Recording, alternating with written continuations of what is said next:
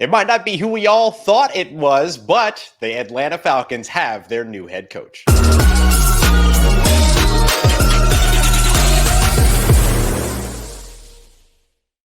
Here to help us break it all down is the illustrious host of the illustrious Locked On Falcons podcast, Aaron Freeman, here to discuss Raheem Morris, not Bill Belichick, being named as the Atlanta Falcons head coach. We're going to break it all down here for you. I'm Ross Jackson, NFL expert here on the Locked On Podcast Network. So, Aaron, let's start with the Bill Belichick of it all. I think that's where a lot of people thought that maybe this hiring process was going. So why not Bill Belichick in this situation? Well, you heard a lot of buzz about maybe there being a split in terms of the Falcons organization. The people at the top, owner Arthur Blank, leaning heavily on Bill Belichick. I think he wanted sort of that relevancy that Bill Belichick would bring. The Falcons have had 6 straight losing seasons, and I think Arthur Blank is sort of desperate for the team to snap that. They haven't had 6 straight losing seasons since the 1980s, and the longest amount of time that they've had consecutive losing seasons since Blank purchased the team in the early 2000s was just 3 years. And so Bill Belichick, being one of the NFL's winningest coaches ever, certainly would give you that sort of credibility if you're trying to snap that streak. But I think ultimately with the Falcons, Bill Belichick wasn't a right fit for the Atlanta Falcons. You know, the way that he has done things in New England isn't really the way that the Falcons do things from a culture standpoint. It's hard to imagine Bill Belichick fitting into the city of Atlanta, when you think about those things. And I think you're looking at a team that feels like they're right on the cusp, right? I think that's a big reason why they moved on from Arthur Smith, because they felt like, okay, this was supposed to be a season where the Falcons could be a playoff team, and they just couldn't get over that hump.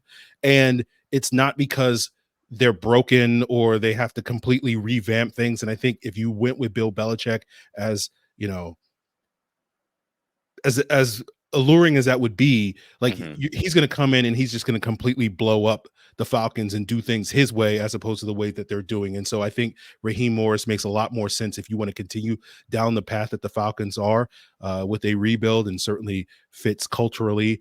And they have that familiarity. They know he's a really good coach, given from his time in Atlanta as an assistant under Dan Quinn. He was the interim coach in 2020 for 11 games after Dan Quinn's dismissal, and did a pretty good job given the circumstances at that time. And I think the Falcons look back at that and say, you know what, we didn't necessarily need to go away from Raheem Morris at that time, and rewind the clock and pick up where they left off, and let's get back into the win column.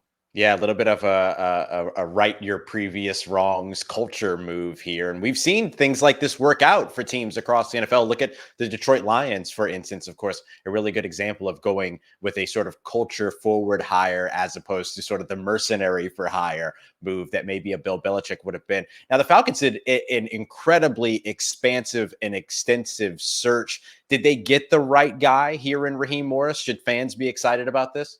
I think fans should be. Obviously, he's not going to have the same sex appeal that some of these other coaches, like a Ben Johnson, would have, a Bobby Slowick coming off of the year that he had coaching up C.J. Stroud, obviously Bill Belichick, Jim Harbaugh, etc.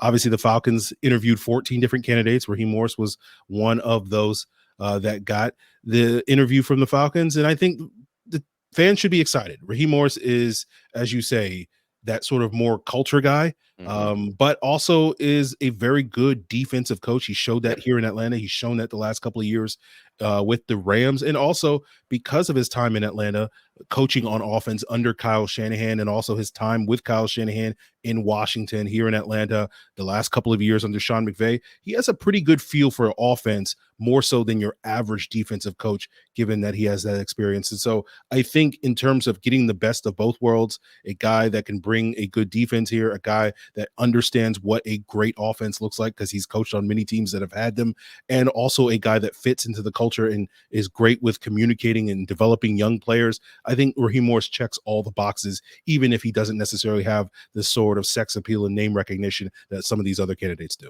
So now it feels like one of the biggest things, obviously there's still work to be done on the coaching staff and things like that once you hire a head coach, but going to the player personnel portion, Raheem Morris, of course, a defensive head coach, but as you mentioned, understands what a good offense should look like. Where do you expect this team potentially goes next when it comes to quarterback? Is there a guy in house that they feel like they're going to move ahead with, or does free agency or the draft carry too much appeal? I think free agency in the draft is going to be the direction that they went. Yes, I think Desmond Ridder, they tried, it didn't quite work out. That was more of an Arthur Smith move. And now that you have, a new voice in the building, I think they're going to go in a new direction.